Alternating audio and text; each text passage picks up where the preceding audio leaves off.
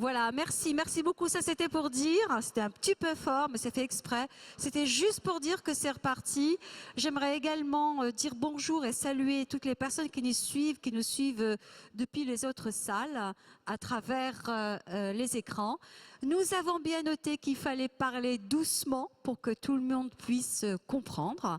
Donc, c'est ce que nous allons faire. Nous allons prendre le temps de parler doucement et surtout sur ce sujet-là qui est absolument, encore une fois, incroyable et formidable. Vieillir, oui, mais beau, en forme et jusqu'à la mort. Alors, pour en parler, on a rassemblé un plateau. Je vais demander aux uns et aux autres de nos intervenants de bien vouloir se présenter. Je commence par toi, David Le Breton, un habitué, un grand fidèle du forum. Je te laisse dire 2 mots sur toi, ton travail. David Le Breton, j'enseigne la sociologie à l'Université de Strasbourg. Voilà. J'ai souvent travaillé, écrit autour de la vieillesse, dans son rapport au visage, dans son rapport à la douleur, notamment sur Alzheimer, sur d'autres thématiques. Sur les jeunes également, sur notre rapport au corps. Hein. Beaucoup de choses qui nous éclairent régulièrement à ce Forum européen de bioéthique. Bernard Gény? Je suis Bernard Gény, je suis cardiologue, physiologiste, et je m'intéresse à l'âge, bien sûr, puisqu'on étudie l'évolution des fonctions en fonction de l'âge. Je suis aussi président du comité d'éthique, et mes enfants m'ont dit que j'étais très vieux, et c'est pour ça que je suis ici. Donc, président au comité d'éthique du CHU de Strasbourg, me semble-t-il, jusqu'à tout récemment, en fait. Hein. Oui, j'ai passé la présidence à un collègue, El Briand, qui est François Claus, qui prend le relais de la présidence du comité. Vous voulez que je le présente en 2 mots? On l'écoutera plus tard. Hein. Okay. Mais bon, on a retenu l'information. Merci beaucoup. Catherine Bruand-Rodier, que nous avons déjà eu le plaisir aussi d'accueillir ici au Forum de bioéthique il y a un petit moment. Hein.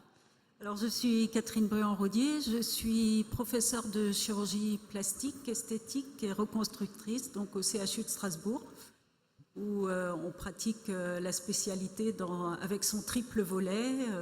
Donc, je suis moins intellectuelle, plus artisan, et nous assurons aussi la formation de tous les jeunes dans cette spécialité. Monique Atlan. Alors, je suis journaliste à France 2, mais j'ai surtout, si j'ai la chance de participer à ce débat, c'est sans doute parce que j'ai écrit il y a quelques années avec Roger Paul Droit un livre qui s'appelle Humain, enquête sur les révolutions qui changent nos vies, qui est donc toute une réflexion interdisciplinaire sur tout ce qui, justement, transforme notre rapport à notre corps, transforme notre rapport à notre cerveau, la révolution numérique, toutes ces choses qui, effectivement, sont tout à fait inédites et dont on a voulu comprendre qu'est-ce qu'elles changent au niveau des êtres humains. Et d'ailleurs, c'est une enquête à l'échelle mondiale, en fait, c'est dans plusieurs pays. Hein, et je précise qu'on peut aussi trouver ce livre pour ceux qui aimeraient bien se le procurer à la librairie Kléber et que nous aurons le plaisir tout à l'heure d'écouter aussi Roger Paul Droit. Didier Cornel. Donc, je suis coprésident d'une association qui s'appelle HEALS, Healthy Life Extension Society, et porte-parole de l'association française transhumaniste Technoprog. Je suis belge, je ne vous dirai pas de quelle municipalité, sinon je vous ferai peur, mais je me soigne et mon intérêt principal des 2 prochains siècles, c'est les questions de longévité. Oui, Francine Friedrich, je me disais bien qu'on avait quelqu'un en moi. Francine Friedrich, donc, qui est notre grand témoin sur cette table ronde. Je te laisse te présenter, Francine, en 2 mots. Oui, ravie d'être grand témoin et de participer à cette réflexion sur l'avancée en âge. Je suis philosophe. Et j'interviens beaucoup dans ce domaine. J'interviens également dans les organisations publiques et privées. Oui. Et j'accompagne un certain nombre de personnes dans la gestion des difficultés qu'ils peuvent rencontrer dans la vie professionnelle et personnelle. Et Francine Friedrich, donc je précise juste le grand témoin chez nous pour mémoire, c'est une personne qui est issue du public, c'est une personne qui n'est pas forcément experte et qui va nous apporter son regard, son avis, son témoignage ou ses questions. C'est pour nous une manière aussi de multiplier à la tribune une parole qui vienne du public, en plus des questions que nous essayons d'amener ici. Alors sur cette question de vieillir, oui, parce que de toute façon c'est inéluctable, mais rester beau, jeune, en forme jusqu'à la mort, il y a plusieurs choses derrière. On entend bien évidemment l'envie de chacun de rester jeune, beau et en forme.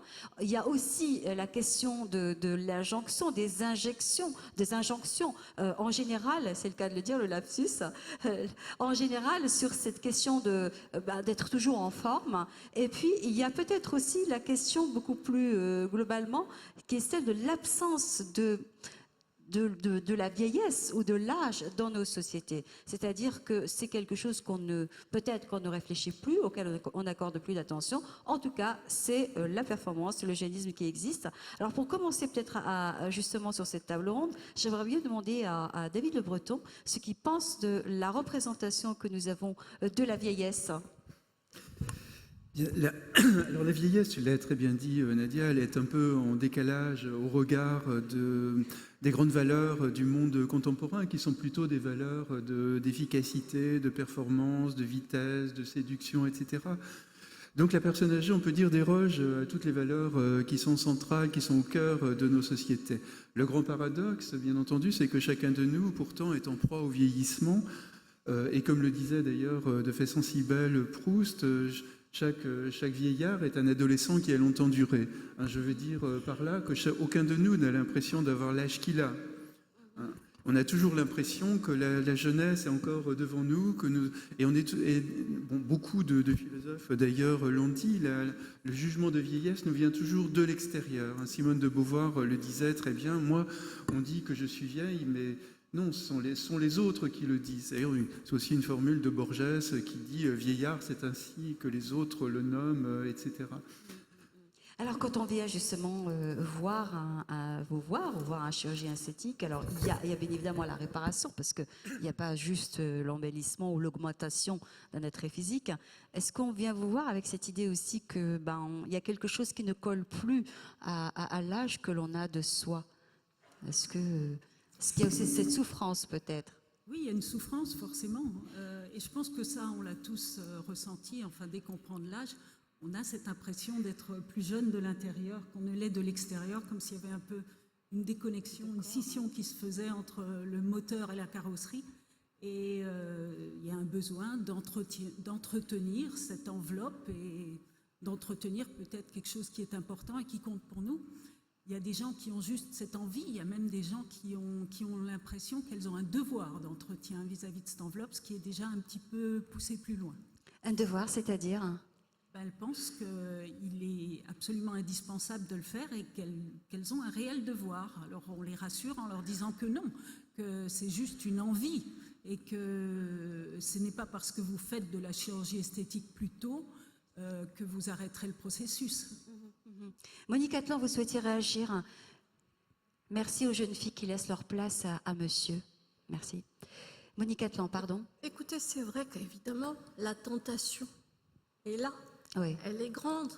Quand on est une femme, particulièrement, Oui. quand on commence à avoir un certain âge, quand les regards des hommes se font plus rapides, tout ça fait qu'évidemment, la tentation est grande. Mais il faudrait peut-être évaluer quel est le prix de cette tentation. Et moi, ce qui me frappe, c'est qu'à partir du moment où on rentre dans ce processus, il y a comme une sorte de distorsion qui s'instaure entre, au fond, cette transformation qui est avant tout une transformation de l'apparence. On parle bien d'apparence.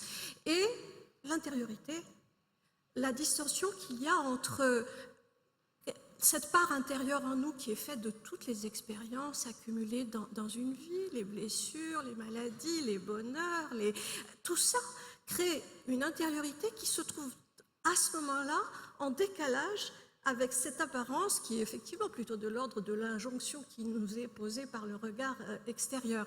Et je me dis, mais il y a quelque chose de fou, c'est-à-dire que comment on va vivre avec ce hiatus-là? Qu'est-ce qu'on va en faire? Et puis, pour moi, effectivement, cette part intérieure, c'est quand même ce qui est plutôt de l'ordre d'une richesse. Oui. Finalement, à partir d'un certain âge, on commence à avoir une forme de liberté par rapport aussi au regard des autres. On s'en fiche un peu, finalement. Et tout d'un coup, il va falloir transformer cette richesse en problème. Et il m'est venu une question absurde. Je me suis dit, mais alors, si on répare l'apparence, comment on va faire pour faire régresser le psychisme à l'état juvénile, pratiquement. Donc, il y a quelque chose qui, effectivement, fait c'est comme si on désorientait le cours du temps. Et je crois que la vraie question de tout ce débat, c'est qu'est-ce que c'est notre rapport au temps aujourd'hui? Avant de revenir à vous, Didier Kernel, juste la parole à Francine Friedrich qui souhaitait intervenir. Oui, effectivement, le rapport au temps, le rapport au temps me semble absolument essentiel parce que les Grecs ont 3 mots pour dire le temps. Il y a le temps linéaire, effectivement, c'est chronos, et c'est vrai qu'une année et une année, ça fait que on avance en âge. Mais il y a aussi aion, le temps qui construit la force de vie. Et je pense que dans l'aventure de l'avancée en âge, il y a cette force aussi. Puis il y a ce fameux kairos, le moment opportun, et s'investir dans le présent et jouir du présent. Mais je voulais juste également dire que quand j'ai vu le titre de votre table ronde, que je trouvais très intéressant, j'ai pensé à un livre de Paul Ricoeur, qui a été publié 2 ans après sa mort, en 2007. Et ce livre s'intitule « Vivant jusqu'à la mort ». Et donc, la question, c'est qu'est-ce qu'être vivant jusqu'à la mort? Et Ricoeur évoque 2 dangers. Eh bien, ces 2 dangers sont la tristesse, c'est-à-dire plutôt le consentement à la tristesse, c'est-à-dire l'absence d'espoir qui rétrécit considérablement l'horizon de vie et qui rétrécit également l'horizon que l'on a sur soi-même. Et le deuxième danger, c'est l'ennui. Et l'ennui, c'est pas l'ennui de l'enfant qui va dire « je sais plus quoi faire ». C'est l'ennui de la personne qui va dire « mais j'ai tout vu, il n'y a plus rien qui m'étonne », etc. Et justement, Paul Ricoeur dit « pour éviter ces 2 fléaux, eh bien, il faut rester attentif », ce sont ces mots, « attentif et ouvert à tout ce qui est nouveau ». Et je pense que là, c'est quelque chose de très important. Rester toujours dans la volonté de découverte, de s'émerveiller, de vouloir apprendre. Et vous voyez que nos réflexions ne sont pas récentes, puisque je pense, je vais dire le vieux Solon, parce que c'est le 7e siècle avant notre ère, qui était législateur et en même temps poète. Vous voyez, ça arrive. Et Solon disait « Puissais-je devenir vieux en apprenant toujours ?» Et je pense que cette volonté d'apprendre, je termine juste parce que vous avez peut-être vu dans la presse il y a quelques années le couple de Vietnamiens qui avaient fêté leurs 80 ans de mariage et on leur demandait quel était le secret. Et ils ont dit il y a 3 éléments. Parler des joies et des peines, ça veut dire la communication, le lien, la parole, etc. Bouger, mais on pourrait dire c'est pas simplement bouger physiquement, mais c'est aussi bouger dans sa tête, et puis être positif. On se rend compte à quel point le dégât des ruminations négatives eh bien, font que l'avancée en l'âge ne soit pas ni une découverte, ni une ouverture, comme dit Robert Mesrahi, mais véritablement une fermeture. Et nous voulons véritablement que ce soit une ouverture et une nouvelle aventure. Tu as bien dit le dégât des ruminations. Oui, c'est bien cela. Rumination, parce que le psy Jean-Bertrand Pontalis employait le mot anglais brooding pour parler des ruminations. Il disait quand on rumine, c'est l'action de couver, quand on rumine, c'est comme lorsqu'une poule couve son œuf. En le couvant, elle fait grossir ce qui est à l'intérieur. Et c'est la rumination. Est-ce qu'on peut définir la vieillesse, Bernard Chény? Quelle définition on peut en donner? Il y a de nombreuses définitions de la vieillesse. Une définition physiologique me paraît intéressante. C'est qu'en fait, le fonctionnement normal que l'on a ici nous permet d'avoir une réserve de fonctionnement majeure. On peut prendre l'exemple de cardiologie, puisqu'on y est. Votre fréquence cardiaque de repos, c'est 80 battements par minute. Si vous faites un effort, vous montrez à 220, moins l'âge. Donc un gamin de 20 ans, gamin entre guillemets, pourra avoir une fréquence cardiaque de 200. Sa réserve, c'est passé de 80 à 200. Donc on a tous une réserve de fonctionnement majeure. Et le vieillissement qu'on dit normal, qui est normal à mon sens, c'est simplement que nos réserves de fonctionnement, que ce soit la fréquence cardiaque, le débit cardiaque ou d'autres choses, vont diminuer avec le temps, mais qu'on restera en permanence suffisamment équipé, avec suffisamment d'essence dans le réservoir pour marcher, vivre, aimer, etc. Donc je crois que une assez bonne définition du vieillissement, c'est la diminution des réserves, mais avoir suffisamment d'essence pour vivre quasiment normalement. Ça nous touche tous, cette situation.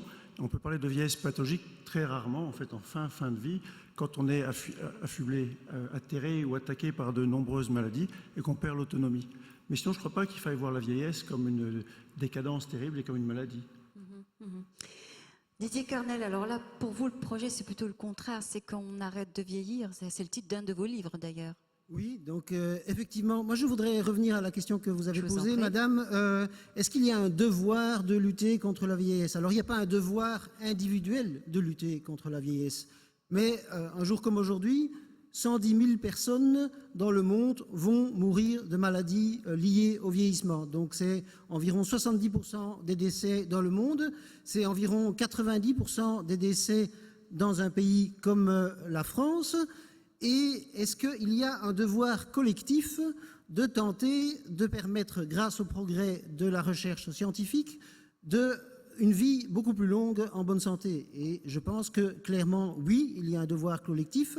Le droit à la santé est écrit dans les textes fondamentaux. Et aujourd'hui, ce qui est... Parce que les questions philosophiques qui se posent depuis le début de l'histoire de l'humanité peut-être, et en tout cas certainement depuis les philosophes grecs, c'est des questions lorsque la mort et le vieillissement étaient des phénomènes qu'on ne pouvait absolument pas modifier. Aujourd'hui, depuis, on va dire, 2 ou 3 décennies, il commence à être envisageable de mettre fin aux maladies liées au vieillissement par les thérapies géniques, par les cellules souches, par les nanotechnologies, par les recherches en matière de produits. Nous n'allons pas ici examiner l'ensemble de ce qui est possible, mais pour venir au thème central de cette semaine, et c'est super intéressant, c'est le normal et le pathologique.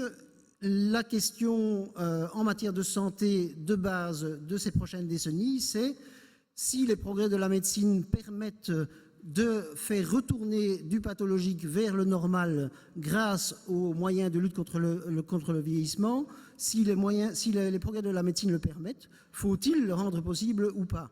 Et moi, je pense qu'à cette question-là, je peux parfaitement comprendre que certains répondent non pour eux-mêmes. Oui. Si vous voulez, il y a toujours des gens qui disent « moi, je veux mourir », comme il y a 20 ou 30 ans, il y avait des gens qui vous disaient « je ne veux pas d'un téléphone mobile », ou il y a un siècle, des gens qui disaient « je ne veux pas de l'électricité ». Donc, on a parfaitement le droit de refuser cela pour soi-même, mais pour les autres, ça, je pense qu'on n'a pas le droit. Et je dirais, pour être un peu personnel, pour les membres de ma famille, moi, j'ai la chance d'avoir encore mes 4 parents et beaux-parents, donc qui ont un âge avancé, dont 2 souffrent de la maladie d'Alzheimer.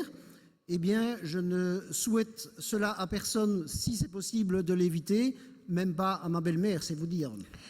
Alors, Didier Corneille, il y a juste une chose que je ne comprends pas bien dans ce que vous nous dites, peut-être que vous allez m'aider à comprendre. Hein.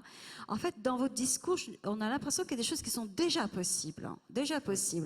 Alors que bon, il y a de la recherche. C'est bien ça, parce que vous parlez au présent, vous parlez au futur. Je ne comprends pas bien.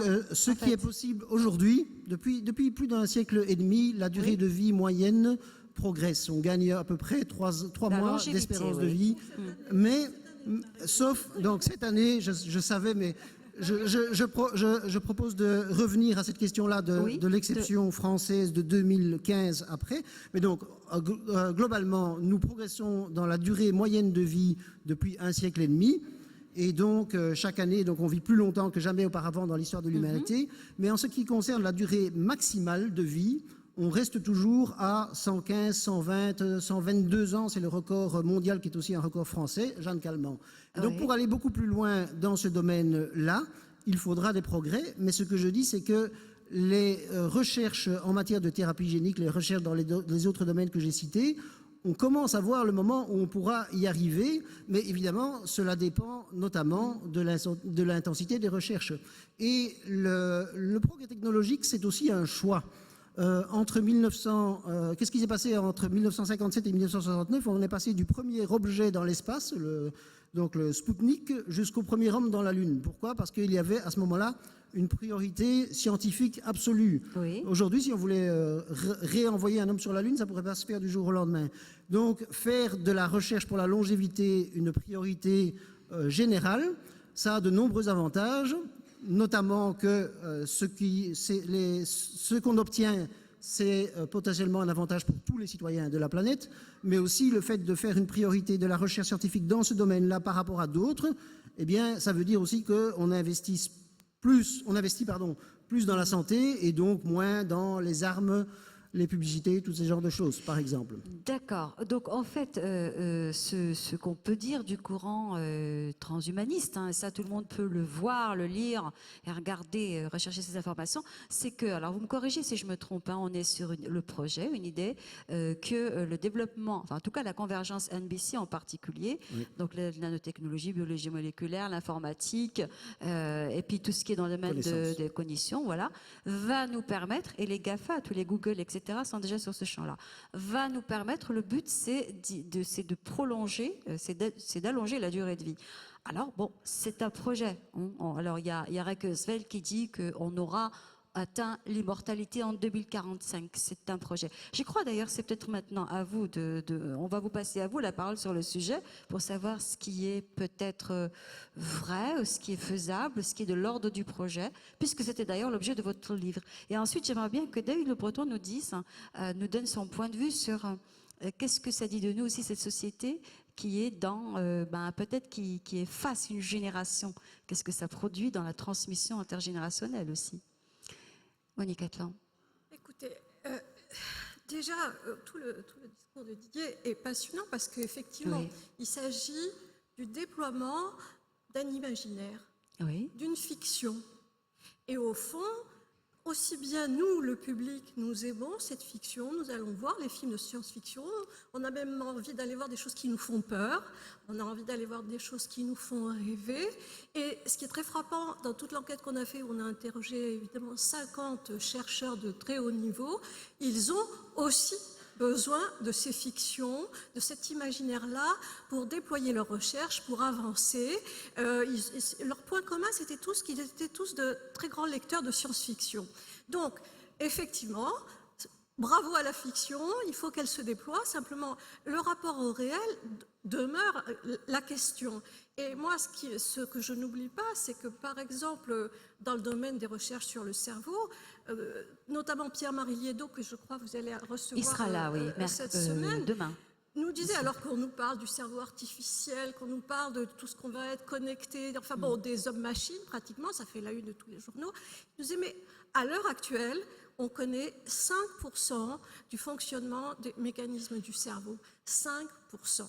Donc, entre l'affichage, les rêves, les désirs et le réel, je crois qu'il y a un vrai fossé. Et que ça serait très passionnant parce que tous dans cette salle, oui, nous avons des parents qui ont une maladie de Parkinson, qui sont Alzheimer, etc. Et en réalité, je me disais, on pourrait même intituler autrement ce débat, vieillir longtemps, sénile, malade, très longuement, sans traitement adapté encore, et peut-être avoir presque envie de mourir à la fin. Bon, évidemment, j'exagère, je renverse. Et puis surtout, il y a un autre point qui me paraît très important. Vous parlez des moyens financiers, au fond, qui doivent être mis en œuvre, et pourquoi pas. Tout ce qui consiste à éliminer la douleur, à faire en sorte que les gens ne souffrent pas. Évidemment, tout le monde est pour, il n'y a même pas à se poser la question. Sauf qu'il y a aussi ce danger ce qu'on pourrait appeler une humanité à deux vitesses. C'est-à-dire ceux qui vont pouvoir bénéficier de tous ces apports de la médecine et de la recherche, et ceux qui vont être les laissés pour compte. Alors, ce que je crois, c'est que c'est certainement pas aux techniciens, aux chercheurs, aux scientifiques, au fond, de décider des choix que nous devons faire, nous, en tant que société. Je crois qu'ils ont le devoir de proposer, et je crois que nous avons la nécessité de conserver la responsabilité des choix de ce que nous voulons comme type de société. Oui, donc effectivement, Pierre-Marie Liédot sera bien là le mardi, donc demain, de 12h à 13h. David Le Breton. Alors, l'immortalité dans le contexte du monde contemporain, évidemment, ça fait sourire dans un monde régi par la crise économique, le chômage, le mal de vivre, les innombrables massacres ethniques, etc. On se demande un peu à quoi nous servira cette immortalité. C'est la question du sens même de la vie qui est posée. Le risque, c'est aussi d'ailleurs l'ennui. Ça m'a évoqué une phrase de Woody Allen qui dit l'éternité, c'est un peu long, surtout vers la fin. Donc on imagine quand même assez mal, en plus, une humanité qui ne renouvellerait plus jamais ces générations, finalement, puisque ce serait toujours éternellement les mêmes qui seraient là, et donc il n'y aurait plus de place pour les autres. Et donc dans le transhumanisme, on est dans le fantasme de liquider la mort, de liquider la vulnérabilité et autres, avec différentes stratégies. Il y en a 3 en gros, qui est la cyborgisation de l'humain, c'est-à-dire le remplacement de toute une série d'éléments défectueux, entre guillemets, de notre corporéité par des prothèses plus efficaces qui accentueront nos performances, etc. La seconde, c'est le téléchargement de l'esprit sur une machine, même si ça paraît complètement ahurissant pour, j'imagine, la plupart d'entre nous. Mais il y a énormément de chercheurs qui ont écrit, qui croient fermement que notre humanité est composée uniquement des informations qui sont contenues dans notre cerveau et qu'il est donc possible un jour ou l'autre de transférer toutes ces informations sur une machine et dès lors nous deviendrons la machine et la machine évidemment elle se répare à l'infini, etc. Ce qui même amenait certains comme Marvin Minsky, le fondateur de l'intelligence artificielle, dire que finalement c'est formidable, on pourra même vivre plusieurs vies parce que rien ne nous empêche d'être téléchargé sur plusieurs machines. La question anthropologique qui se pose, évidemment, c'est qu'on se demande ce qu'ils vont faire dans leurs machines, parce que comme il n'y a plus de corps, ils n'ont jamais pensé que tout dans notre vie, enfin dans l'humanité, en tous les cas, passe par l'essence, même le plaisir de vivre d'ailleurs.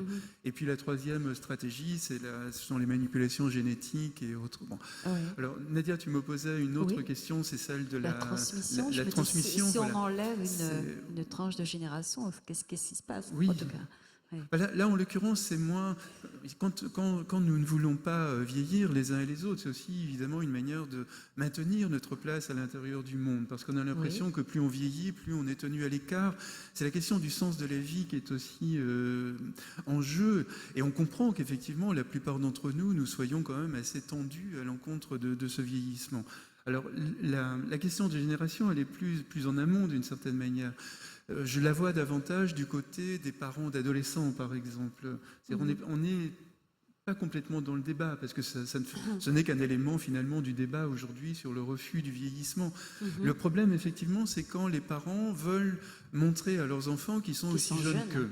Voilà, donc des parents qui, paradoxalement, vont s'identifier à leur enfant. Alors que dans l'histoire de l'humanité, dans toutes les sociétés humaines, ce sont plutôt les enfants qui regardent vers leurs parents comme des modèles, comme des aspirations, comme des modèles d'identification. Alors qu'advient-il lorsque les parents s'identifient à leurs enfants ? Mais à qui les enfants vont-ils pouvoir s'identifier ? Oui. Donc évidemment, les enfants s'identifient à leur père, mais P-A-I-R-S évidemment. Et bien plus du tout à leur père, P-E-R-S, P-E-R, ou leur mère, qui leur paraissent effectivement... tricher d'une certaine manière sur leur âge. Voilà, donc je pense que ça c'est un problème anthropologique, donc de casser les générations et d'enfermer finalement une classe d'âge à l'intérieur d'elle-même avec ce que Hannah Arendt appelait la tyrannie de la majorité. Donc les jeunes vont d'autant plus se crisper sur eux-mêmes, sur leurs valeurs, pour essayer malgré tout de trouver les infinitésimales différences qui les démarquent de leurs parents, parce que finalement si les parents ressemblent à leurs enfants, ça veut dire aussi qu'ils bouffent complètement leurs enfants d'une certaine manière. Francine Friedrich, tu voulais intervenir encore là-dessus ? Non, je voulais simplement... J'avais demandé, mais sur les représentations, effectivement, dans le vieillissement, les représentations sont très, très importantes. J'ai beaucoup d'exemples, notamment dans le monde des organisations. Je ne sais pas si on en parlera plus tard. Les organisations, c'est-à-dire l'entreprise. L'entreprise, etc. Pour ne pas donner l'impression de quelque chose d'occulte. Donc l'entreprise. Oui, non. Voilà, mais parce que ce sont des organisations publiques et privées. Okay. Donc dans l'entreprise, je me rends compte que, oui, comme on disait, que disons, la moyenne d'âge évolue, sauf cette année, effectivement, elle a reculé pour des raisons conjoncturelles. Mais on a vraiment l'impression du paradoxe suivant, c'est que les gens vieillissent de mieux en mieux et vivent plus longtemps, et on a l'impression qu'ils restent de moins en moins longtemps dans les entreprises. Et ça, c'est encore un gros problème, et je reviens à la notion de représentation, parce qu'on a l'impression que les représentations n'ont pas évolué. Une personne de 50 ou 60 ans maintenant n'a plus rien à voir avec une personne dans les années 50. Et on se rend compte que les vieux clichés demeurent. Et on a effectivement, moi je vois le gros problème de personnes seniors qui voudraient apporter énormément encore à l'entreprise et qui ne le peuvent plus. Le décalage entre ce qu'ils pensent pouvoir apporter et ce qu'on leur demande est énorme, et donc il y a une perte de sens, et la perte de sens est très grave, et une perte du sentiment d'utilité. Les représentations sont tenaces, c'est-à-dire on dit bien sûr pas simplement qu'ils coûtent cher, mais qu'ils ne s'adapteront pas peut-être à une équipe de plus jeunes. Cette illusion du jeunisme, effectivement, a à tout prix. Et puis, c'est un vrai drame. Alors, effectivement, on se rend compte qu'il y a beaucoup de discours, mais il n'y a pas beaucoup d'initiatives. Je ne veux pas généraliser. Il y a quand même des tendances. Je pense par exemple à Façonnable qui vient de recruter un senior directeur de logistique à 57 ans. Je pense à Alpha Laval dont le tiers des commerciaux sont des seniors. Mais tout de même, il faut faire un gros travail de déconstruction des représentations par rapport à ce que l'on vit maintenant. Comme disait Proust, voir le vieux paysage avec des yeux nouveaux. Et il faut s'adapter à toutes ces nouveautés et miser, on parlait de transmission très justement, et bien non seulement travailler sur les conditions de travail, mais miser sur la transmission, sur le tutorat. Je crois qu'on est là dans un entre-deux très difficile à gérer, mais nécessaire et très urgent. Et c'est un gros travail de représentation aussi. Oui, Didier Carnel. Oui, je suis d'accord avec plein de choses qui se disent sur les interpellations, mais pas sur les conclusions. Le risque d'inégalité, oui, il y a un risque d'inégalité, ça fait partie des risques des progressions technologiques. C'est pour ça que c'est important pour tout ce qui est longévité, qu'il y ait des investissements publics considérables qui soient faits, et ça peut être notamment fait en France, dans l'Union européenne. Donc les gens qui disent « Ah, il y a un risque d'inégalité par rapport au vieillissement », mais qui ne veulent pas faire des investissements publics, c'est pour moi quelque chose qui va justement aggraver le risque d'inégalité. La question de la fiction, moi, quand j'avais 25 ans, je rêvais de la fiction de la bibliothèque universelle. Là, je l'ai maintenant. Hein. En fait, tout ce que je vous dis, je l'ai trouvé là, en fait. Et nous avons tous accès à la bibliothèque universelle, mais les fictions, elles peuvent être des fictions prédictives ou elles peuvent être des fictions anti-prédictives. Et il y a beaucoup actuellement de fictions, disons, dystopiques, de récits négatifs, et il manque peut-être une fiction positive par rapport au futur positif qu'il pourrait y avoir dans un monde où on pourrait vivre beaucoup plus longtemps en bonne santé. La question de l'ennui, pour moi, c'est une question vraiment... J'aime bien la petite phrase, on en a cité une, c'est une romancière britannique, Susan Hertz, qui disait « Il souhaite l'immortalité, il s'ennuie déjà le dimanche après-midi », c'est une variante. En fait, je pense que ceux qui ne veulent pas vivre plus longtemps en bonne santé, finalement, ils ont peur d'eux-mêmes quelque part. Ils ont peur de vivre trop longtemps. Et je pense qu'en fait, il faut, pour ceux qui le souhaitent, être optimiste. Et la question, alors qui est un peu l'inverse, la question de la sclérose, une société sclérosée, si on vit beaucoup plus longtemps, on serait sclérosé. Jamais dans l'histoire de l'humanité, on a vécu aussi longtemps. Et jamais dans l'histoire de l'humanité, on a eu des sociétés qui sont aussi dynamiques. Donc, on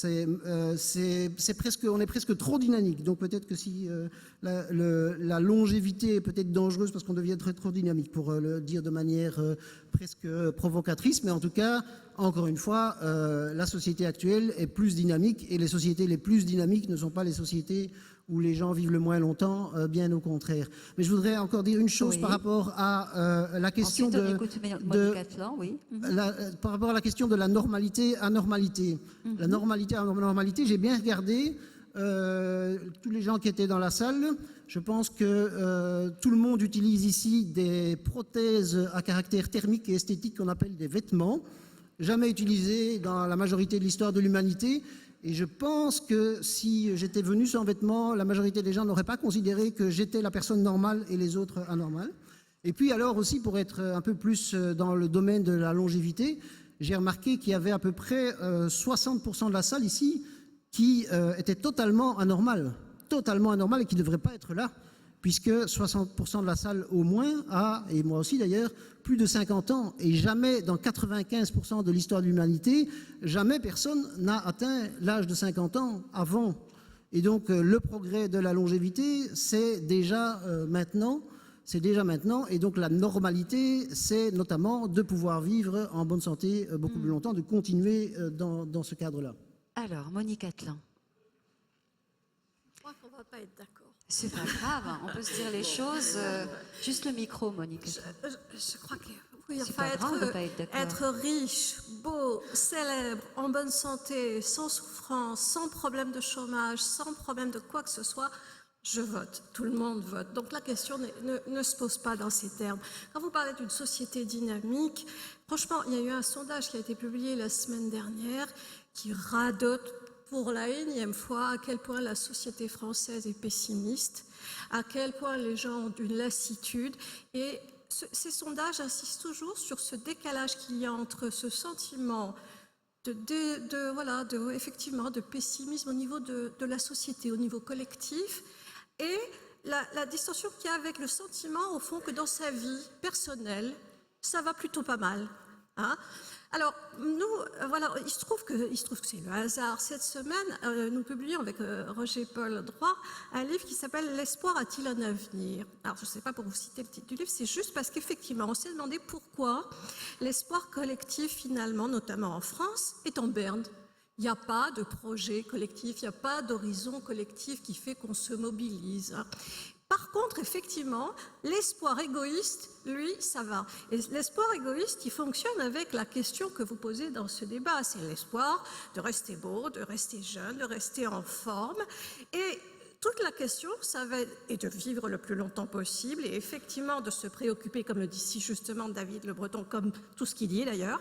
Je crois que la question, ça va être de comment on va pouvoir substituer ces espoirs égoïstes, ces espoirs individualistes de masse, hein, comme le dit Jean-Pierre Le Goff, contre un espoir collectif qui permet de réenclencher des projets pour l'avenir, pour une société française, européenne, etc. Et ben, je crois qu'il va falloir pour cela transformer ces objectifs et surtout arriver, si l'on peut dire, à penser au-delà de soi. C'est-à-dire que oui, penser au-delà de soi, ça implique de penser à sa limite, ça implique d'accepter progressivement, le plus tard possible et le plus loin possible, d'accepter au renoncement qu'est la vieillesse, d'accepter progressivement de passer le relais aux autres générations pour que justement cette hiérarchie des générations qui est tellement menacée à l'heure actuelle, qui fait que les jeunes n'en arrivent plus à se positionner là, mais s'ils n'arrivent pas, c'est qu'effectivement, nous-mêmes, plus âgés, nous oublions, nous ne supportons pas, et je crois que c'est vrai que c'est le climat d'injonction permanente qui nous est imposé, de rester jeune, de rester beau, de faire de la gym, etc., de penser ça, de simplement le penser, c'est-à-dire de s'y préparer progressivement. Voilà. Donc, je crois qu'effectivement, contrairement à la vision d'abord tellement rapprochée dans le présent, alors que ce sont des promesses, et que pourquoi pas, évidemment, qu'on peut voir au moment où ça adviendra. Mais il y a d'autres urgences qui sont d'un autre niveau, qui sont plutôt de réévaluer la façon dont on envisage ces espoirs égoïstes et peut-être de les déplacer sur des projets beaucoup plus collectifs. Et puis il y a peut-être aussi la question. Je souhaite la longévité, même pour ma belle-mère, hein, je disais. Donc, oui. je veux dire, c'est un projet collectif, hein, c'est pas un projet. Donc, je ne sais pas pourquoi cette idée revient toujours que c'est un projet individuel. Non, les transhumanistes, les technoprogressistes, mais l'ensemble des gens qui souhaitent la longévité, c'est pour tous ceux qui le souhaitent, pas uniquement pour soi-même. À la limite, je dirais, si je le souhaitais pour moi-même, je ne serais pas ici, je me cacherais dans mon coin et j'essayerais de trouver un milliardaire quelque part. Donc, Oui, d'accord. En tout cas, on peut aussi se poser la question, parce qu'en se disant que ce n'est pas le goût de la vie qui est recherché, mais c'est celui de la longévité. D'ailleurs, c'est ce que tu as dit, David Le Breton, quand nous sommes parlé. La question à se poser dans cette quête-là de la longévité, et même dans un courant idéologique, parce qu'on peut ironiser, mais il ne faut quand même pas oublier qu'il y a une pensée derrière, il y a de l'argent, il y a des études, il y a des recherches, il y a même des velléités aussi d'arriver au pouvoir politique, comme c'est le cas par exemple aux États-Unis. En tout cas, la question, c'est que ce n'est pas le goût de la vie qui est recherché, c'est la longévité. Et c'est aussi la performance, l'efficacité, etc. C'est vrai que quand on lit tous ces textes, comme je l'ai fait beaucoup aussi, comme Monique, quand on lit tous ces textes-là, on est fasciné par cette quête d'efficacité, de pouvoir, de performance, etc. Et à aucun moment, d'ailleurs j'ai analysé ça aussi comme une forme de puritanisme, parce que c'est un monde absolument sans corps, évidemment, il n'y a plus de corps, même pour faire l'amour ou pour se promener, pour marcher, etc. Et ce n'est pas du tout une volonté d'accroître le goût de vivre, là, qui mobiliserait évidemment chacun de nous. C'est plutôt donc une volonté plutôt de faire bien fonctionner le monde capitaliste d'aujourd'hui avec ses impératifs de rendement, d'efficacité, de performance, etc. On n'est pas du tout dans le goût de vivre, effectivement, qui nous manque tellement dans nos sociétés contemporaines. Oui, oui. Catherine Morin-Rottier ? Par opposition, je dirais que la chirurgie esthétique, c'est au contraire ça travaille ce goût de vivre.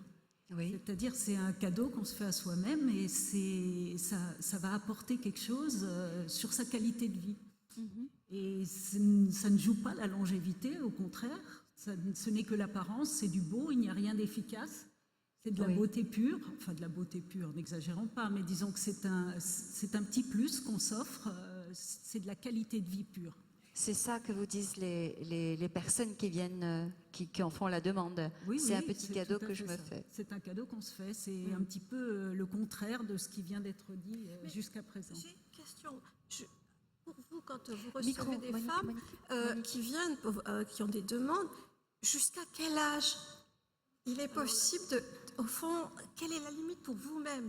Est-ce qu'il y a une limite pour vous-même en tant que chirurgienne de dire, voilà, à partir de cet âge-là, non, c'est pas la On n'a peine. pas de limite, non. Il y a pas de- On n'a pas de limite. On opère les gens de plus en plus âgés, mais bon, naturellement, il faut envisager la balance bénéfice-risque.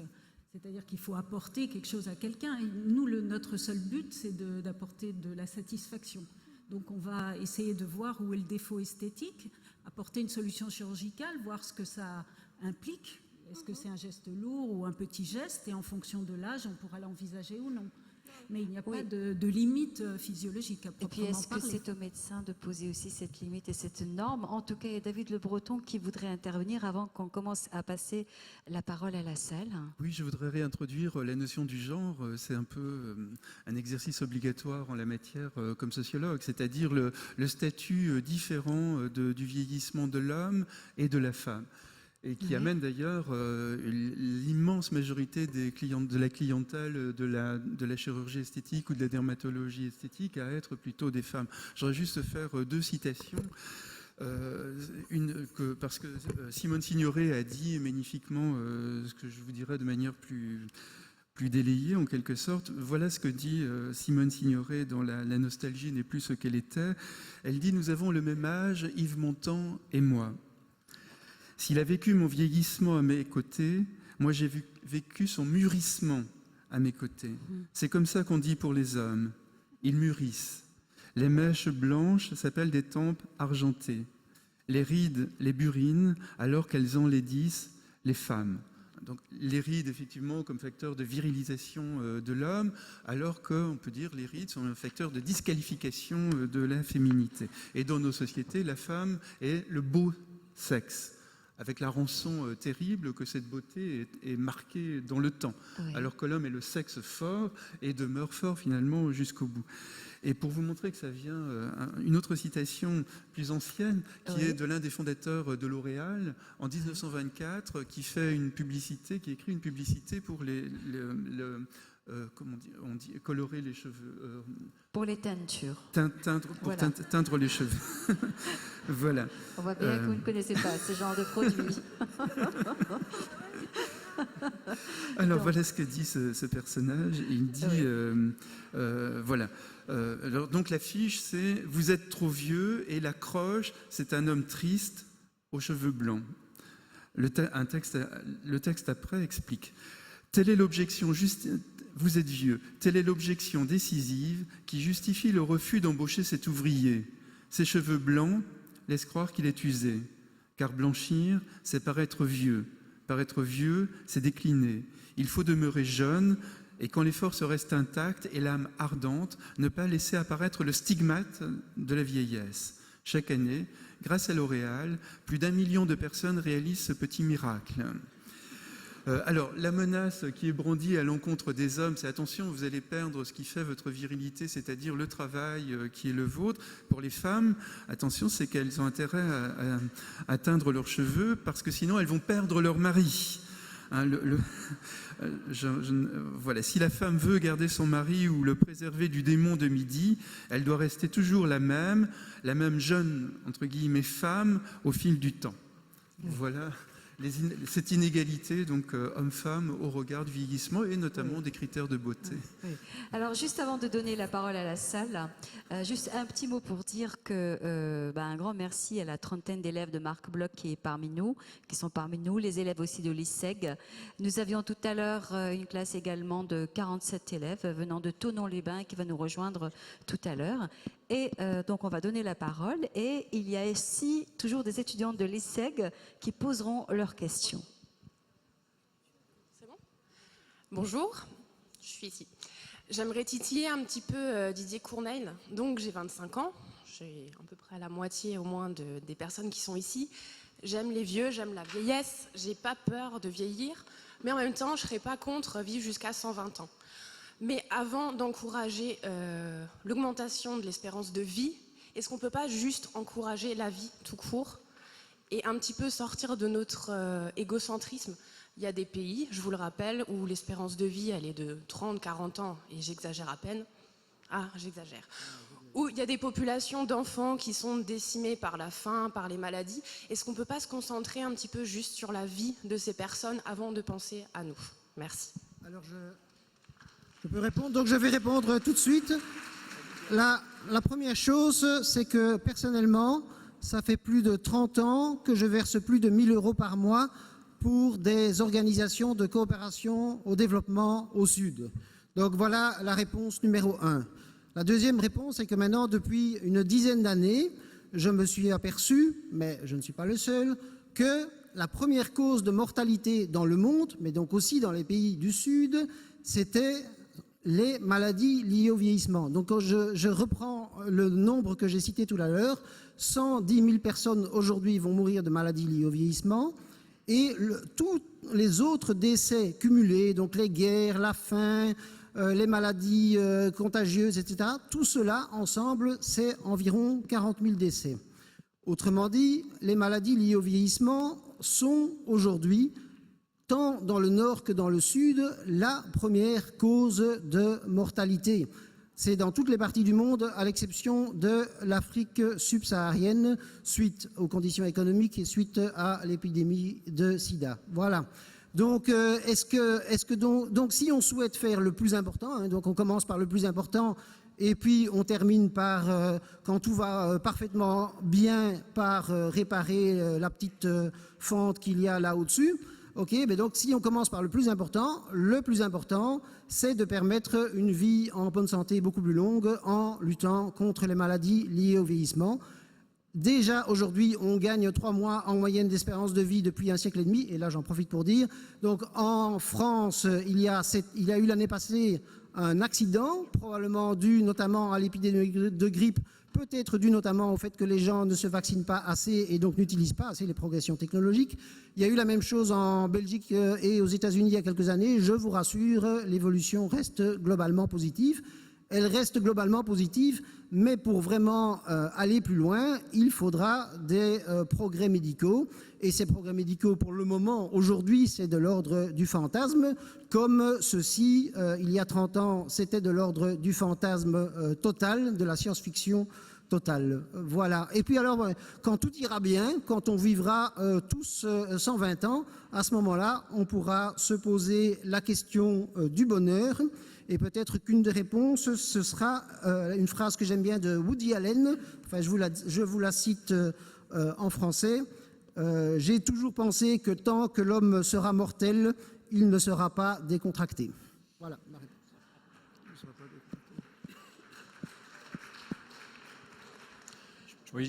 Oui, Bernard Génie, oui. C'est juste un petit mot. Je n'ai pas très bien compris ce que vous disiez. On ne meurt pas forcément de vieillissement, c'est-à-dire qu'on meurt de maladies intercurrentes qui font que sur un organisme fatigué, épuisé, on finit par mourir. Je suis pas sûr.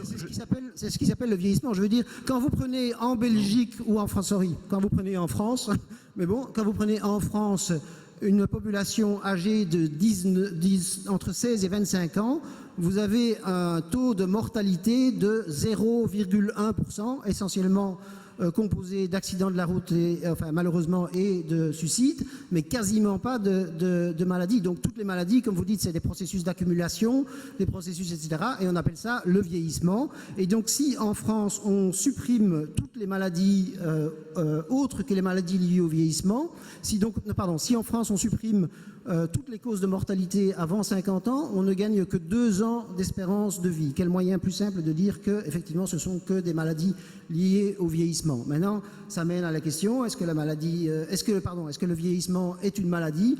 Le vieillissement est une affection dont nous souffrons tous et à laquelle il est aujourd'hui, enfin à laquelle maintenant depuis un siècle et demi on pallie partiellement en gagnant 3 mois par année, et à laquelle il devient envisageable aujourd'hui de mettre fin. Moi, j'avais une question pour Catherine Bruand. Tu expliquais à l'instant que beaucoup de personnes qui viennent s'offrir le plaisir d'apparaître plus beau, alors d'après eux. Est-ce que tu as observé dans les dernières années des gens qui subissaient l'injonction du jeunisme, c'est-à-dire des gens qui sont plutôt jeunes, mais qui viennent demander une forme de rajeunissement, qui pour leur carrière, qui pour leur couple, qui pour d'autres buts? Est-ce que l'injonction du jeunisme est un fantasme? Oui, parce qu'il y a des injections dans cette affaire. On fait tous... Est-ce que c'est un fantasme ou est-ce que c'est la réalité? Le jeunisme ne s'injecte pas encore, c'est dommage. Dommage. Oui, non, oui, tout à fait. Il y a des demandes qui sont induites, c'est-à-dire induites par exemple par le milieu professionnel, des gens qui se voient vieillir dans un cadre professionnel où il y a beaucoup de jeunes et où ils commencent à s'inquiéter pour leur rendement, pour leur devenir. Et puis à tout niveau, aussi au niveau du couple. Il peut y avoir des critiques qui sont faites par le conjoint ou la conjointe d'ordre esthétique et qui peuvent amener à consulter. Et ça, pour nous, ce sont des mauvaises indications, entre guillemets. C'est-à-dire que la demande n'est pas strictement personnelle et on sait très bien qu'on ne va pas apporter de la satisfaction à la personne puisqu'on ne corrige pas une demande strictement personnelle et ça ne va pas résoudre le problème qui est extérieur, qu'il soit professionnel ou qu'il existe au niveau du couple. Donc ça, ce sont des mauvaises indications et le but ultime de cette chirurgie, c'est apporter la satisfaction. Donc si on ne peut pas satisfaire les gens, c'est pas la peine de le faire. J'ai une demande de parole ici. Monsieur, j'arrive. Oui. Vous avez parlé de l'Afrique subsaharienne. Combien de centaines de millions de gens ne disposent pas d'eau potable et sont donc en mauvaise santé et meurent d'affections infectieuses qui n'ont rien à voir avec l'âge? Deuxième question, est-ce que la catégorie sociale à laquelle vous appartenez ne fait pas que si vous êtes cadre supérieur, vous vivrez plus longtemps que si vous êtes manœuvre? En France aussi. Alors, à la première question, la réponse est 887 663 783. Je bluffe un peu, mais donc, à la première question, la réponse est un petit milliard de personnes, et c'est en fait un petit milliard de personnes qui vivent encore dans l'extrême pauvreté aujourd'hui. Donc, je ne vais pas répéter ce que j'ai dit. C'est 1/7 de la population. C'est évidemment une des choses inacceptables. Ça fait 30 ans que je lutte contre cela. Et nous sommes nombreux à le faire, mais ça n'est pas la question numéro 1. À la deuxième question, oui, bien sûr, il y a des différences entre les différentes couches sociales. Il y a eu tout récemment une étude là-dessus pour ce qui concerne la Belgique, mais c'est la même chose en France. Hein. C'est une quinzaine d'années entre les couches sociales les plus élevées et les couches sociales les plus bas. Mais maintenant, prenons au niveau global mondial.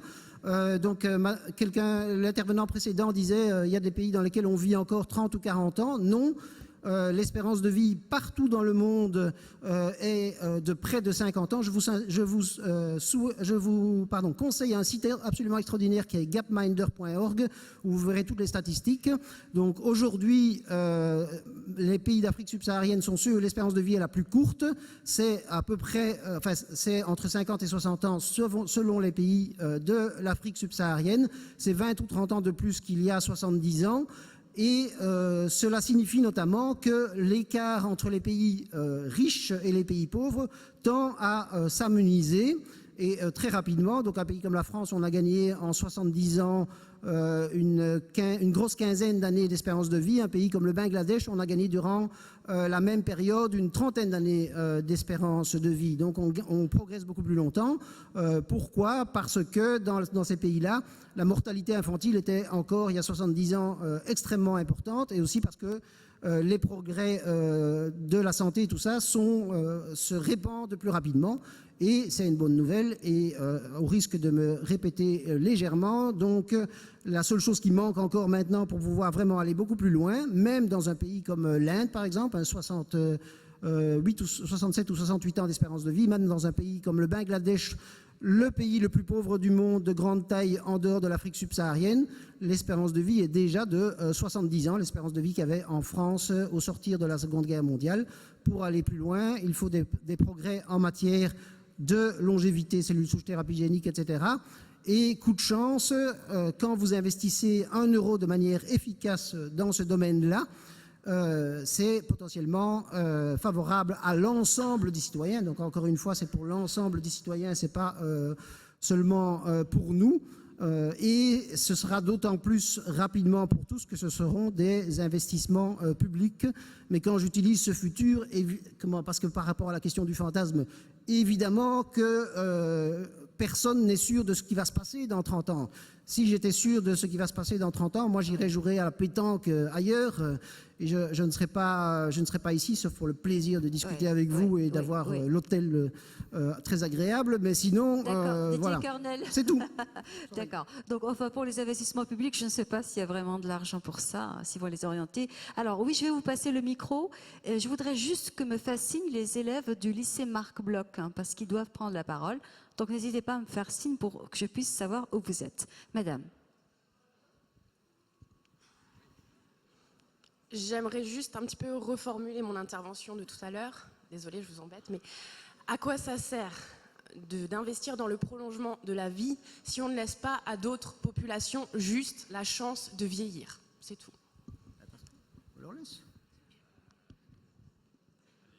Pardon?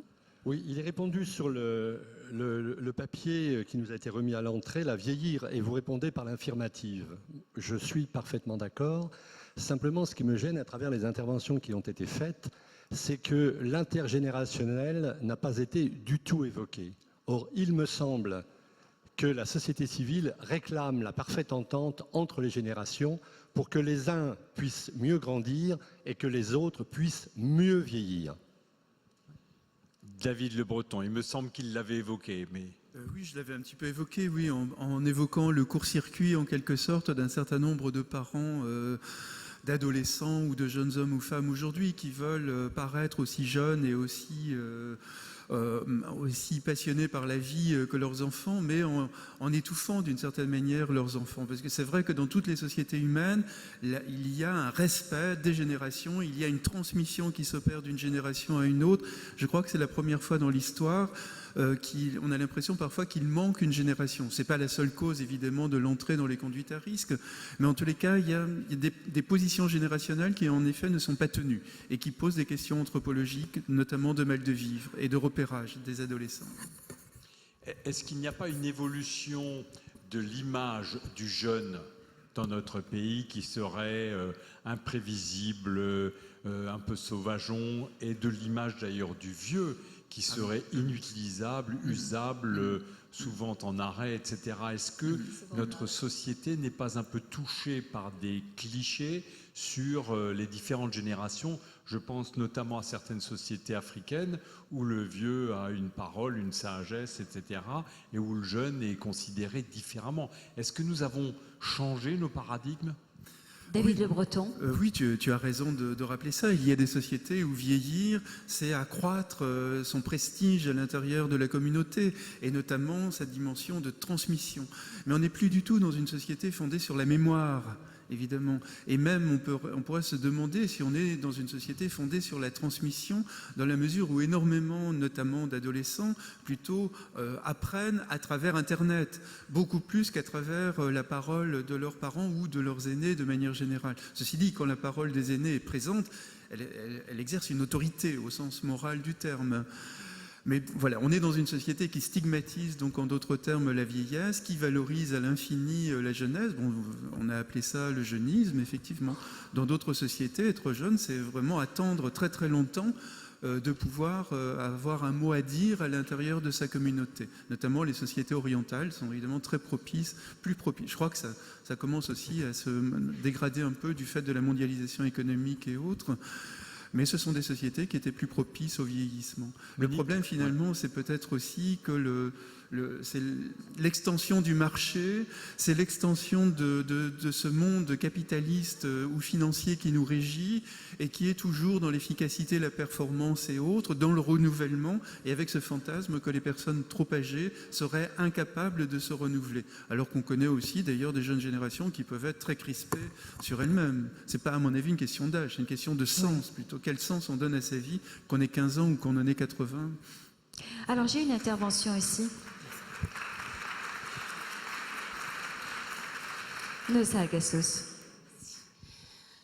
J'avoue que je suis un petit peu perdue. Je sais qu'on est ici au Forum européen de bioéthique, mais l'Europe fait partie du monde et j'aimerais bien qu'il y ait une vision un peu plus élargie. Alors, quand je vois le titre du thème de cet après-midi, c'est « Vieillir, point d'interrogation ». Oui, mais beau, en forme, jusqu'à la mort. Moi, ce que je comprends là-dedans, c'est effectivement améliorer la qualité de vie et la santé avec l'avancée de l'âge. C'est ça que je comprends. Or, il me semble que là, le débat, en tous les cas de la part de M. Kernel, évolue vers l'allongement de la durée de vie. Alors, j'aimerais vous poser une question sans aucune intention de provocation ni quoi que ce soit. Est-ce que l'allongement de la durée de vie, de l'espérance de vie, est une conséquence ou un but en soi?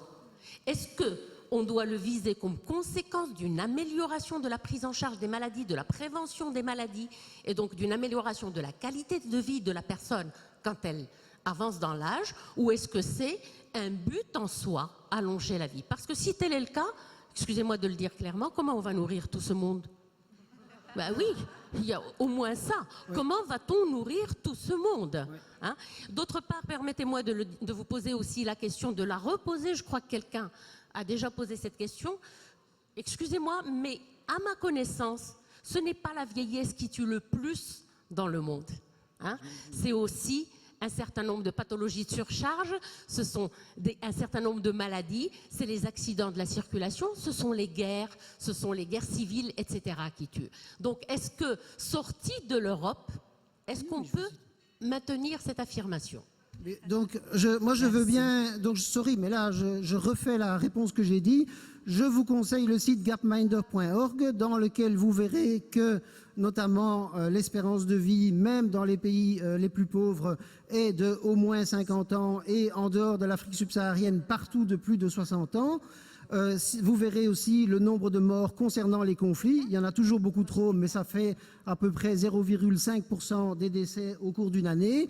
Si vous supprimez dans un pays comme, on va prendre maintenant le Bangladesh, toutes les causes de mortalité avant 50 ans, c'est-à-dire toutes les causes de mortalité qui ne sont pas pour l'essentiel liées au vieillissement, vous allez perdre pour le Bangladesh, je ne connais pas, mais 3 ou 4 années d'espérance de vie. Et donc, oui, même dans les pays du Sud, à l'exception des pays d'Afrique subsaharienne, la première cause de mortalité, ce sont l'ensemble des maladies qui sont liées au vieillissement. Et pour répondre à l'autre question concernant le fait d'empêcher des gens, plus de gens de vivre, d'abord, on n'a jamais vécu aussi longtemps dans l'histoire de l'humanité et nous n'avons jamais été aussi nombreux. Et surtout, imaginez-vous si demain vous pouvez vivre sans limitation de durée, ou en tout cas plus de 150 ans, il va de soi que vous serez beaucoup plus attentif aux autres, parce que la planète c'est un ensemble et que donc vous vous direz, eh ben oui, qu'est-ce que je vais faire dans 120 ans si la planète se détruit petit à petit? Parce que donc un monde durable, quand on est soi-même durable, c'est beaucoup plus facile. Mais maintenant, moi je voudrais juste inverser 15 secondes, enfin 30 secondes, et moi poser une question à la salle. Et donc supposons que demain, grâce à des nouvelles thérapies, il est possible, grâce au progrès de la médecine, donc, de ne plus mourir de maladies d'Alzheimer ou de maladies neurodégénératives. Qui, parmi vous, souhaite quand même en mourir? Ou parmi... Donc, ok, nous sommes d'accord, personne. La même question pour ce qui concerne... Alors, vous avez déjà un candidat. La même question pour les maladies cardiovasculaires qui souhaite mourir, donc si c'est possible d'y échapper, une personne. Et donc, allez, vous avez une troisième chance, qui souhaite en mourir? Et la troisième question en ce qui concerne la troisième question en ce qui concerne les cancers, qui souhaite en mourir si c'est possible d'y échapper? Ok, donc tout le monde meurt pour le moment de ça. Des réponses courtes, c'est possible. C'est pas que je veuille vous freiner, mais il y a tellement d'attentes aussi. J'ai 7 demandes de parole dans la salle. Nous sommes tous technoprogressistes. Monique Atlan. Vraiment que ce besoin actuel de ces récits de fiction, car vous l'avez compris, on va encore mourir de crise cardiaque, de cancer, de maladie de Parkinson, etc. Je crois que ce besoin contemporain de ces espoirs de fiction dans le domaine de la médecine, de la recherche scientifique, est d'autant plus vivace, au fond, et je ne veux pas du tout être démagogue en disant ça, c'est d'autant plus vivace qu'au fond, les instances du politique, de l'économique, du social ne nous fournissent pas actuellement les réponses concernant des besoins immédiats à propos du chômage, du travail, etc. Et d'une certaine façon, je vais le dire comme ça, on troque la baisse des retraites contre des récits, voilà, pour le futur, pour l'immortalité, pour après. Et effectivement, c'est comme une sorte de truc des récits de compensation face à ce qui ne va pas maintenant, aujourd'hui. Donc, moi, je ne suis pas du tout, évidemment, il faut que bien l'entendre, je ne suis pas du tout contre le progrès, ni la recherche, ni les améliorations, ni les allongements de la vie, mais simplement, c'est la place que ça prend, au fond, presque médiatiquement. Quand on a sorti notre livre en 2012, personne ne parlait de ces questions-là. Maintenant, elles font la une de tous les journaux tout le temps, mais d'une façon presque décalée, parce que ça ne suit pas de cette façon-là au niveau des résultats de la recherche. Clair, oui. Pas d'une manière aussi claire et aussi optimiste. Absolument. En tout cas, oui, bien sûr. Madame, puis il y a madame, et non, quelqu'un ici, monsieur. Et donc, si j'ai bien compris, les lycéens de Marc Bloch aimeraient quand même aussi poser leurs questions, donc je vais venir. Merci. Je voudrais en revenir au thème initial de l'heure, c'est-à-dire rester beau, en forme, etc. Il y a des personnes, et m'éloigner un peu, excusez-moi monsieur, des statistiques et des chiffres. Il y a des personnes qui sont adeptes des instituts de beauté, botoxés, coiffés comme il faut, etc., et qui sont extrêmement solitaires, pas acceptés par la société, qui dépriment, pleines de névroses, etc. Il y en a d'autres qui acceptent de vieillir, qui ne se maquillent pas, qui ont des rides, et qui bizarrement, enfin pas bizarrement, mais qui attirent les jeunes et les moins jeunes parce que ces personnes sont intéressantes, parce qu'elles ont une curiosité de la vie, qu'elles s'instruisent même si elles ne sont pas érudites, même si elles sont des self-made people, c'est-à-dire des gens qui se sont construits tout seuls. Et ces gens-là attirent vraiment toutes sortes de catégories de personnes, et l'apparence, à ce moment-là, n'a pas tellement d'importance. On a peut-être moins envie de faire l'amour avec ces gens-là, ces personnes-là, pleines de rides, mais les podoxées, on n'a pas tellement envie d'en faire l'amour avec elles non plus. Donc, je crois que la richesse intérieure, dont on n'a pas vraiment parlé, me semble une qualité majeure, en dehors des rides, de l'aspect, etc. Merci. Est-ce que je peux juste dire un mot? Juste un mot, oui. madame. Qui voulait dire un mot? Alors, il y a 4 demandes de parole. Donc, Francine Friedrich, Catherine Moreau-Rodier, Monique Atlan. Non, pas Monique Atlan. Non, mais juste un mot, madame, pour rebondir tout à fait sur ce que vous avez dit. Vous avez peut-être lu le livre de Marie de Henzel, La chaleur du cœur empêche les corps de rouiller. Il est évident que la dynamique du cœur et tout ce que l'on travaille à l'intérieur de soi n'est ni quantifiable ni mesurable, mais c'est ce qui fait le charme, c'est ce qui fait la vie, et c'est ce qui fait, comme vous disiez, une forme d'attrait qui n'a rien à voir avec tout ce qui pourrait logiquement voudrait dire nous restons jeunes. L'important, c'est là de ne pas être vieux, mais de se sentir dans cet élan, dans cet enthousiasme. Et comme je le disais tout à l'heure, être capable de s'étonner, de se questionner et de s'enrichir de petits riens. Lisez ce très beau poème de Prévert qui s'appelle Le Jardin, où il parle des petites secondes d'éternité. Et en multipliant les petites secondes d'éternité, eh bien, je crois, en étant très investi dans le présent et dans la chaleur des relations humaines, je crois qu'il y a une qualité de vie tout à fait exceptionnelle. Merci, madame. Catherine. Catherine Bruand-Rodier. Mais je crois qu'effectivement, ce qu'a dit madame est extrêmement intéressant. Il y a l'extérieur et il y a l'intérieur. Et on peut être beau de l'intérieur sans être beau de l'extérieur. Qu'est-ce que c'est un beau vieillard? On ne sait pas trop. Brassens nous a dit qu'un vieux con, c'est un jeune con qui a vieilli. Alors peut-être qu'un beau vieillard, c'était un beau jeune homme ou un bel adulte qui a vieilli. Mais le vieillissement, c'est aussi une dynamique qui va apporter quelque chose. Il y a des gens qui sont plus beaux en vieillissant, qui s'embellissent, c'est vrai, c'est incroyable. Et puis il y a des gens, au contraire, qui s'enlaidissent. Et ça, je pense que on dit qu'à 20 ans, on a la tête dont on hérite, et à 50, 60, on a la tête qu'on mérite. Alors je pense quand même qu'il y a quelque chose de notre expression, de notre intérieur, qui doit passer dans notre extérieur. C'est déjà l'idée qu'avait Socrate, reprise par Platon, qui disait qu'il n'y a pas de beau sans bon, sans bien. Oui, je voulais juste vous poser une question. En fait, en vous écoutant, j'ai la sensation qu'il y a une différence entre les personnes jeunes, donc, et les personnes qui seraient, on va dire, les entre guillemets vieux, et à qui ce discours s'adresse plutôt, en fait, à qui on voudrait rajouter des dizaines d'années, ou enfin faire que leur quotidien soit plus agréable, ou je ne sais pas, bon, je m'exprime peut-être pas très bien. Mais moi, je trouve que ça nous met bien face à la difficulté qu'on a pour penser la vieillesse, parce que c'est vrai qu'on observe quand même des jeunes de 20, 30 ans qui mettent des crèmes anti-rides, qui font peut-être appel à des soins de chirurgie contre les rides, j'imagine, peut-être de prévention, ou je ne sais pas si c'est possible. Mais, et je veux dire, est-ce qu'il y a vraiment une dichotomie entre les jeunes et les vieux? Là, il y a un peu la pensée de on est déjà vieux et on voudrait que ce soit plus doux. Enfin, c'est un peu ce que j'entends en fait. Mais je veux dire, qu'est-ce qu'on pourrait dire de ces personnes qui, dès l'âge de 20 ans, ont ces questionnements, quoi? David? Oui, c'est qu'évidemment, dans une société très marchandisée comme la nôtre, et où les magazines, notamment, qui s'adressent même aux plus jeunes, tendent à stigmatiser le fait de vieillir, on vise à accoutumer, enfin les grandes marques visent à accoutumer, à banaliser le recours à tous les cosmétiques, à la dermatologie, à la chirurgie, etc.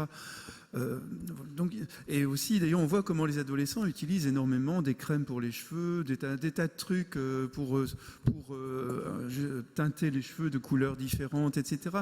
Il y a une espèce de banalisation qui n'existait absolument pas il y a encore une dizaine, une vingtaine d'années, où au contraire, ça aurait été un peu stigmatisant à l'intérieur, par exemple, d'un groupe de garçons, d'avoir un tel souci un peu narcissique pour son corps. Aujourd'hui, donc, il y a des démarches marketing qui visent à banaliser ces pratiques. Voilà. Et puisque j'ai la parole, je voudrais juste évoquer une anecdote à propos du Botox, justement, et toutes ces histoires.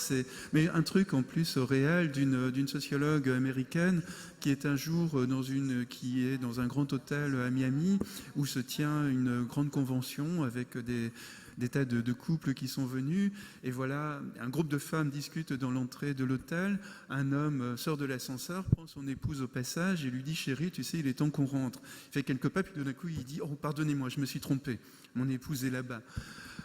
Pourquoi? C'est le clonage d'une certaine manière, c'est-à-dire l'extrême banalisation de la transformation du corps aux États-Unis qui amène ces millions de femmes à être incroyablement réplicables d'une certaine manière et qui aboutit à ce genre de dissolution, en tous les cas, de la différence individuelle. Monsieur? J'aimerais revenir sur qualité et longévité. La qualité, c'est un souci quand même par exemple en fin de vie ou dans les problèmes de traitement de cancer. C'est une question qui est posée maintenant aux malades. Vous préférez moins agressif et plus court, mais chez vous, entouré de vos proches, ou à l'hôpital avec des tuyaux partout et puis peut-être gagner une semaine, peut-être un mois, peut-être plus.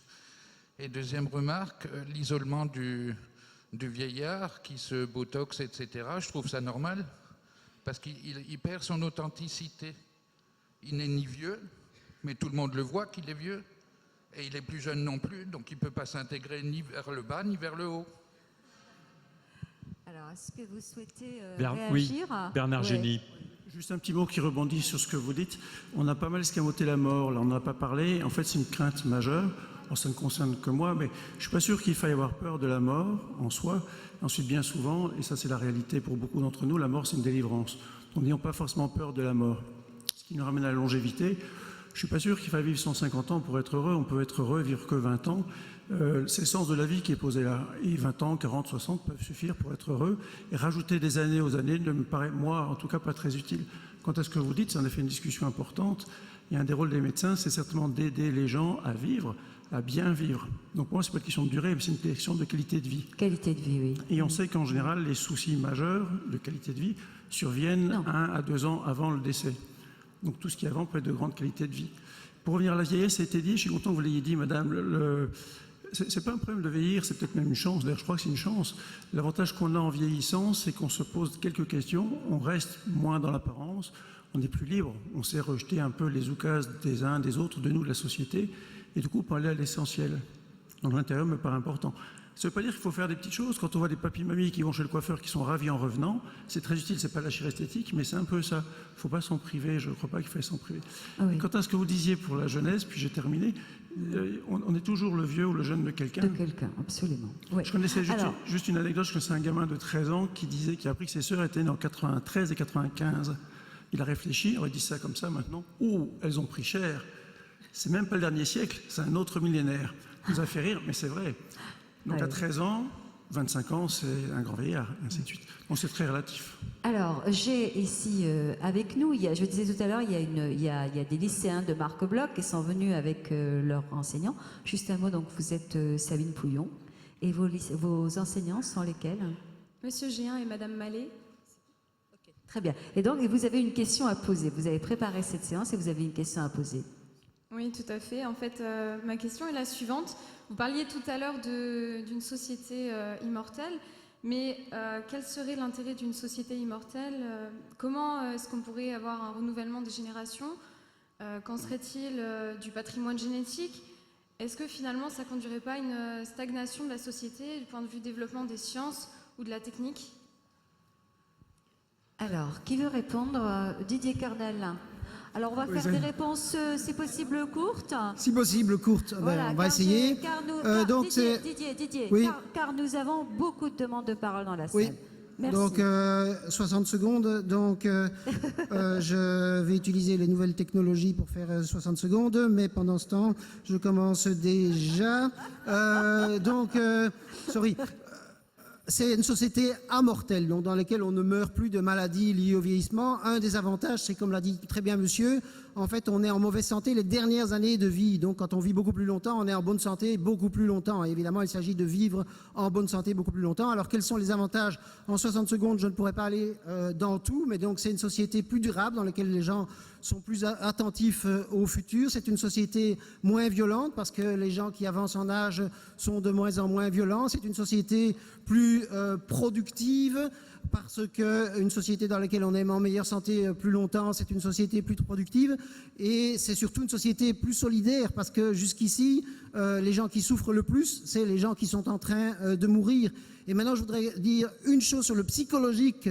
Évidemment, jusqu'ici, on n'a jamais... Non, je ne suis pas arrivé, sorry. Jusqu'ici, on n'est jamais arrivé à ne pas mourir de vieillesse. Et donc, c'est quelque chose qui est à la fois insoutenable, mais aussi inévitable.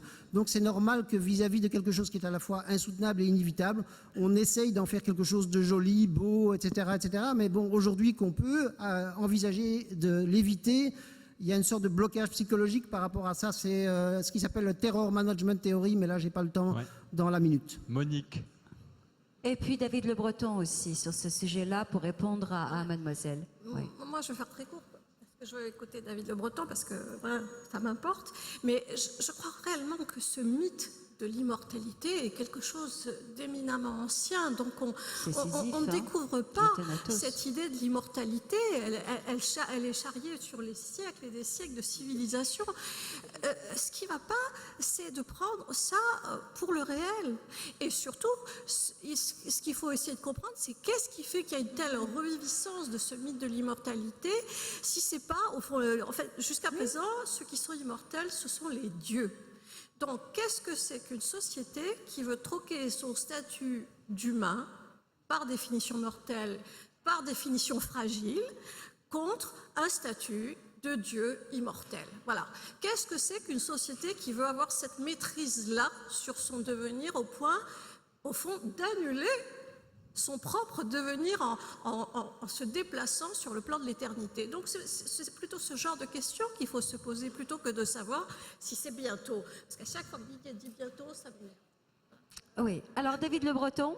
Oui, je suis d'accord avec Monique, c'est une prise à la lettre de fantasmes qui sont très très anciens, et avec aussi cet autre fantasme finalement qu'on restera éternellement la même personne, avec le même goût de vivre qu'on éprouve à l'instant, mais dans 1 million d'années, on sera toujours exactement la même personne, comme si le monde était figé là aussi pour l'éternité, avec les mêmes interlocuteurs, nos mêmes goûts, etc. Et pour ironiser sur le sujet, je pense à un débat qui a mis en présence le généticien Gregory Stork, qui est l'un des transhumanistes, qui est convaincu que les manipulations génétiques vont nous amener à une vie infiniment longue, et qui était confronté à un spécialiste de l'éthique, et donc qui lui demande « mais à quoi ça va vous servir d'être immortel comme ça ?» Et l'éthicien répond « sans doute à faire plus de golf ». Oui. Ce qui renvoie d'ailleurs très bien à l'objection qui a été faite tout à l'heure par plusieurs personnes de la salle, et que Monique avait aussi pointé, c'est sur les inégalités fondamentales qui fait que même si à un seul instant on accrédite ce fantasme, il est clair qu'une infime minorité de gens fabuleusement riches obtiendront ces avantages, entre ici tant est que ce sont des avantages. En tous les cas, dans la littérature, il y a 2 grandes œuvres qui attestent de l'horreur du vieillissement. C'est Borges, un très beau texte de Borges, et puis un roman peu connu de Simone de Beauvoir, mais qui va absolument dans le même sens, de l'horreur d'une vie qui n'en finit jamais. Une autre question. Alors, bonjour. Alors, j'ai bien écouté tout ce que vous avez dit, mais enfin, j'aimerais faire peut-être une ouverture. Je trouve qu'on est un peu réducteur sur le sujet, parce que si on prend l'exemple de notre société, effectivement, cette demande d'immortalité, ça peut paraître comme un rêve, effectivement, mais je trouve qu'il faudrait peut-être remettre en contexte. Par exemple, il y a une mutation permanente de la société, des technologies, etc., mais est-ce que, pourquoi pas, on n'aurait pas besoin à un moment de cette demande d'immortalité? Je pense juste à la conquête spatiale.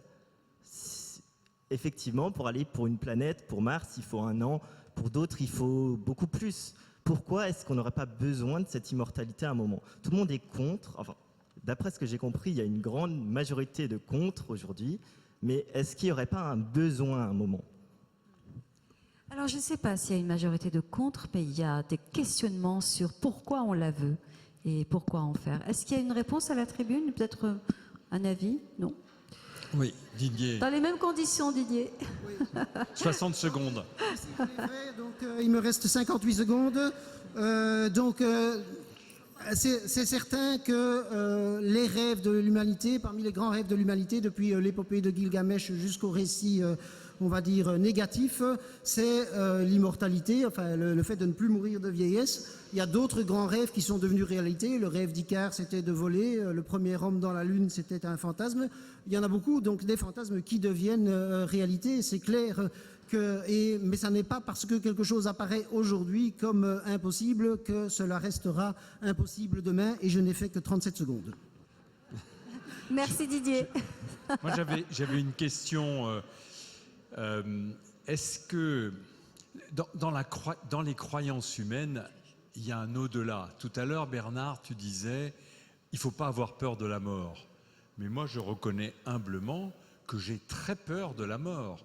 Et j'ai peur de la mort. Pourquoi? Parce que les croyances coutumières Et la sécularisation de nos sociétés a fait qu'il y a de plus en plus de gens qui pensent que ça existe peut-être l'au-delà, mais que rien n'est moins sûr, et que ça peut aussi être la lumière qui s'éteint.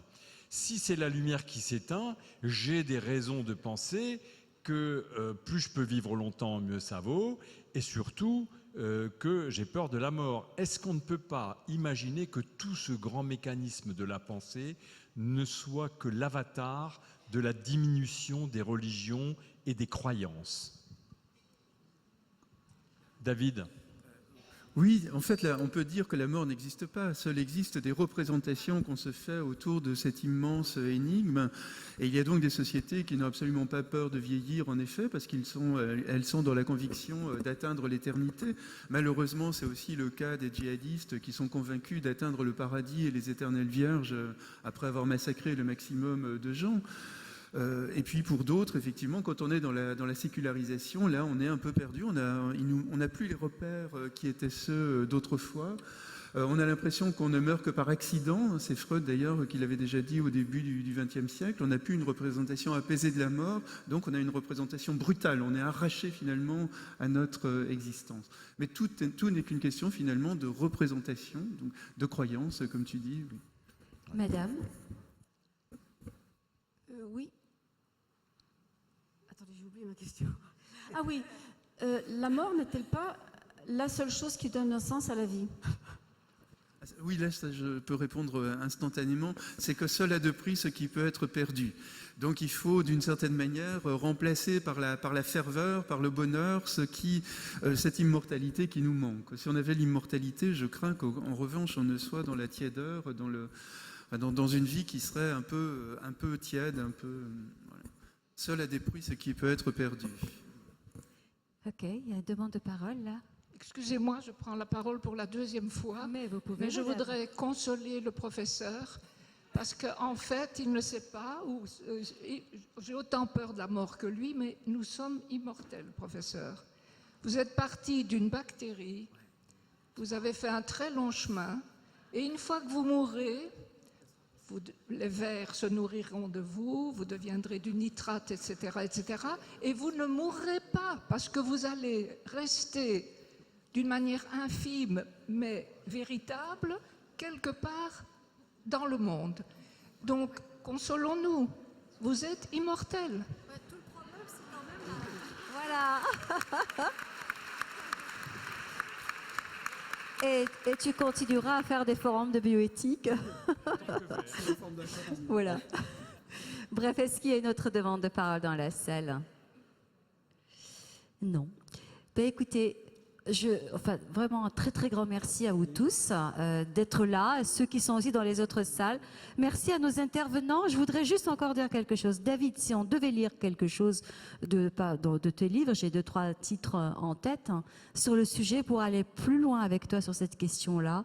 Alors, quel titre tu donnerais? Ce serait sans doute Anthropologie du corps et modernité. Absolument. Et puis L'adieu au corps. L'adieu au corps. Monique Atlan, il y a le livre Humain avec Roger Paul Droit. Il y a aussi celui qui va sortir peut-être, oui. Sur l'espoir. Voilà. Et puis Didier Cornel.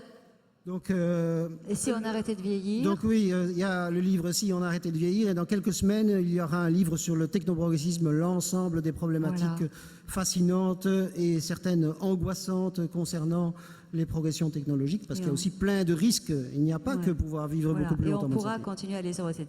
Merci à vous tous, intervenantes et intervenants. Et puis, tout à l'heure, dans quelques minutes, on peut les applaudir. On peut les applaudir.